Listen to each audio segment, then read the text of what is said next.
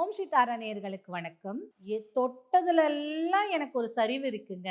கல்யாணம் பண்ண கல்யாணம் செட் ஆகல, லவ் பண்ண லவ் கூடல, பிஸ்னஸ் பண்ண அதுவும் செட் ஆகல. ஒரு பாட்டு ஒன்று இருக்கு, காற்றடிக்கும் நேரம் மாவு விற்க போனேன், மழை வரும் நேரத்தில் உப்பு விற்க போனேன் அப்படிங்கிற மாதிரி எது பண்ணாலும் அதில் எனக்கு ஒரு சரிவு இருக்கு அப்படின்னு சொல்றவங்க எல்லா விதத்திலையும் எனக்கு நஷ்டம், நான் என் வாழ்க்கையில் எனக்கு என்னதான் கிடைச்சது அப்படின்னு வாழ்க்கையை முடிஞ்சு போச்சுன்னு நினச்சிருக்காங்களே, அதான் எண்டு அப்படின்னு நினச்சிருக்காங்களே, அவங்களுக்கெல்லாம் அகெயின் டு பிகின்ங்கிற மாதிரி ஒரு தாந்திரிக பரிகாரம் தான் இது. அது என்னன்னு பார்த்தீங்கன்னா, குரு சூரணம் இருக்கு. குருனாலே என்ன, வழிகாட்டி. கீழே எப்படியா பாதாளத்துல அதல பாதாளத்துல இருந்தாலும் கையை கொடுத்து அப்படியே அப்படி தூக்கக்கூடிய ஆற்றல் நம்ம குருவுக்கு இருக்கு இல்லையா?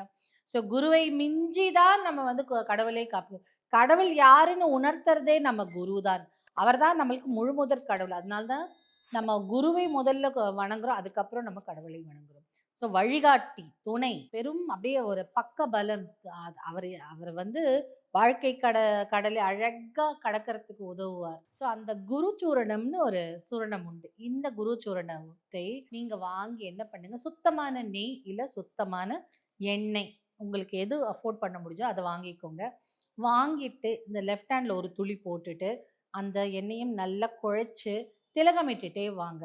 உங்களுக்கு எப்படியாப்பட்ட விஷயத்துல உங்களுக்கு நஷ்டம் இந்த நாள் வரைக்கும் நீங்க சந்திச்சுட்டு இருந்தீங்களோ அது எல்லாம் உடஞ்சு தூள் தூளாகும். நீங்க செல்வம் பெருகும். நீங்க செய்யக்கூடிய காரியங்கள்ல வெற்றியை நோக்கி பயணிக்க ஆரம்பிப்பீங்க நீங்க. ஸோ வாழ்க்கையில எனக்கு தொட்டதெல்லாம் இப்படிதான் அப்படின்னு சொல்றவங்க, எனக்கு நான் சில பேர்லாம் சொல்லுவாங்க, எனக்கு லக்கு அப்படிங்க அப்படிலாம் சொல்லுவாங்க. அவங்கெல்லாம் லக்கா மாறுவாங்க. அவங்களுக்கு நினைச்சதெல்லாம் நடக்கும். அப்படியேப்பட்ட விஷயம்தான் இந்த குரு சூரணம். இதை வாங்கி திலகமிட்டு பாருங்க. வாழ்க்கையில மேலும் மேலும் வெற்றி மழை கொட்டட்டும்.